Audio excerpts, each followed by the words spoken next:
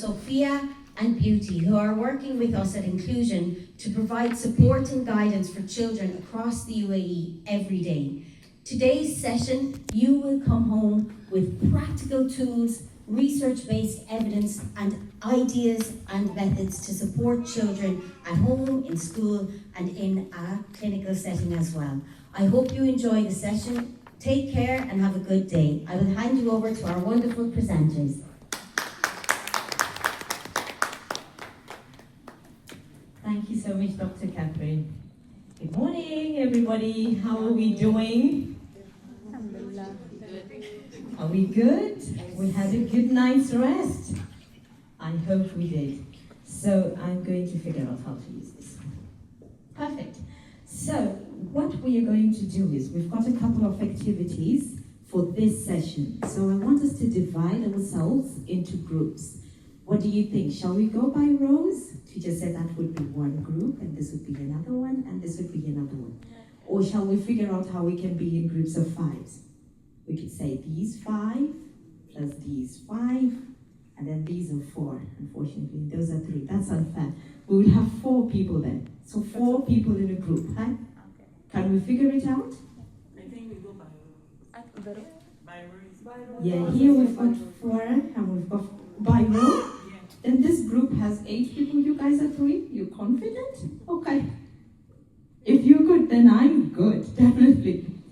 So the icebreaker is just for us to warm up.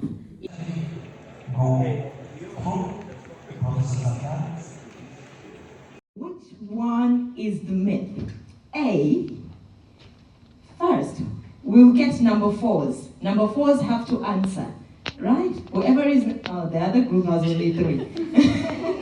So you better figure out who is answering in your group. You have not escaped, unfortunately. Number 4 has to answer.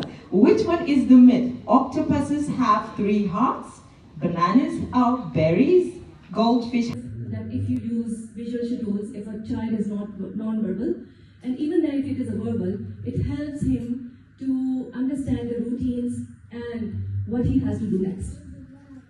So daily display routines, so students know what to expect. There are so many flashcards or cue cards you can use on their desk, like what is now and what is next. So he will be prepared for the routines. And routines are very important to make them understand that how the daily timetable is going on. Provide sensory-friendly options, access to ear defenders, quiet corners or movement breaks support regulation. So this is another kind of behavior that shows that student is not feeling good and he is overwhelmed by the noise. So there must be some kind of support giving, should be in the classroom, like ear defenders and calm corners. So they can be, when they are overwhelmed, they can sit and they can have the break, and later on they will do the normal routine work. Another thing is offer explicit instructions. Be specific about what success looks like using examples or demonstration. Like you need to be at their level, don't act as an adult. You need to be at their level and tell them like how they will work and how they will achieve the target. Another thing is a picture exchange communication system, which is very, I would say, it's practical, and I have used a lot about it, like PECs. You have some kind of cue cards to help students how they do the communication in their daily life.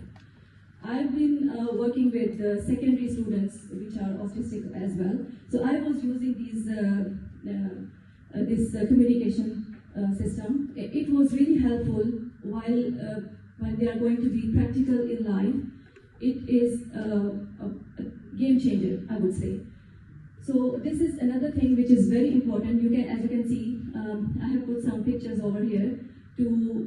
Another thing is that the daily schedule, it should not be only in the classroom. While being at home, parents, mothers, they can set out how they have to go with the routine and how they have to do all the chores or all the tasks when they are at home.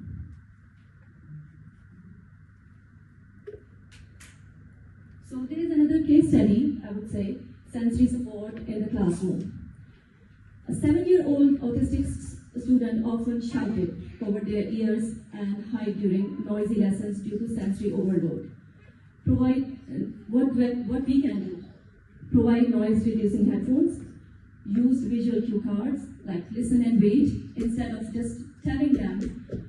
Use pictures, use cue cards, so they will better understand and they do the same.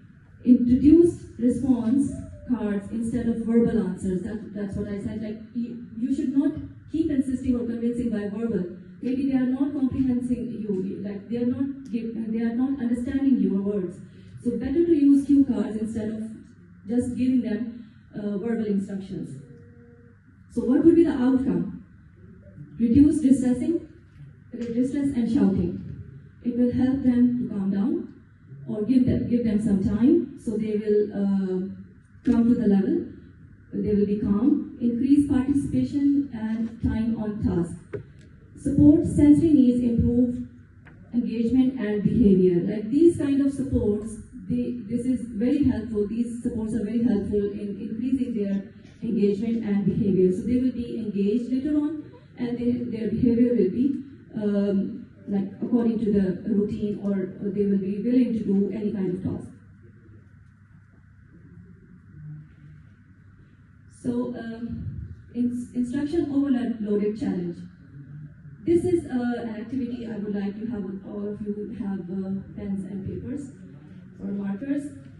This is a speedy one. Like I want to explain it. Like if I would give you an instruction in a speedy way, how would you comprehend it, and how would you reflect upon it?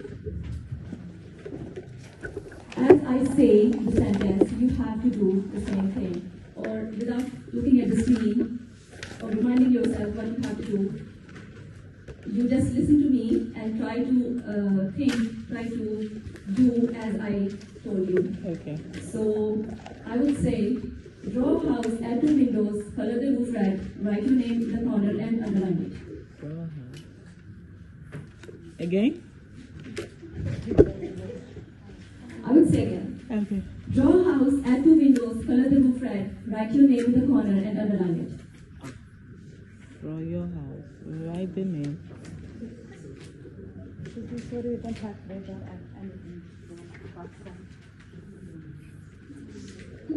Yeah, thanks.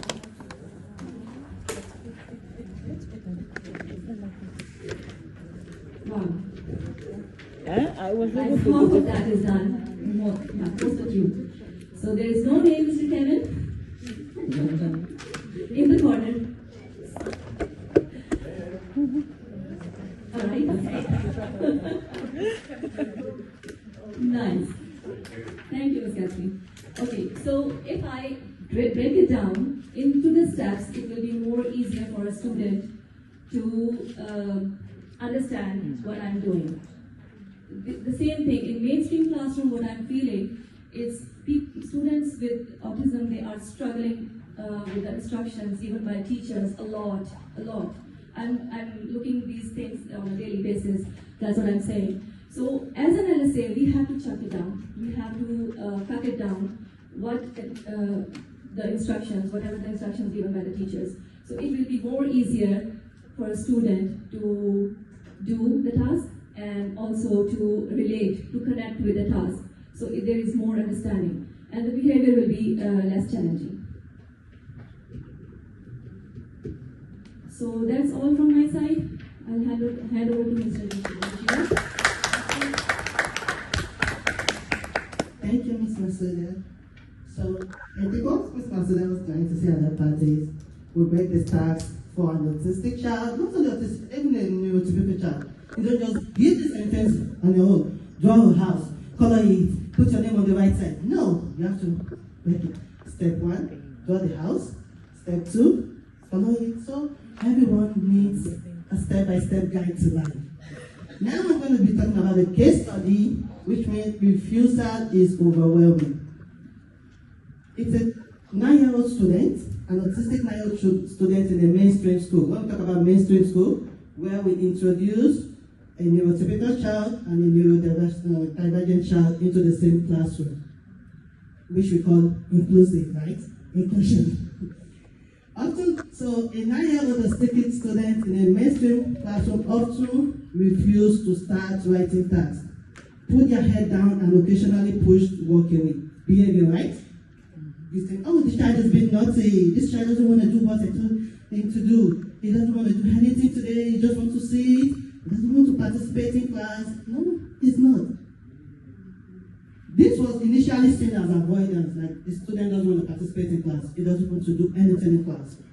Observation showed the students struggle with task initiation, processing long instructions, which is what Ms. Masuda is trying to pass through, and anxiety about making mistakes.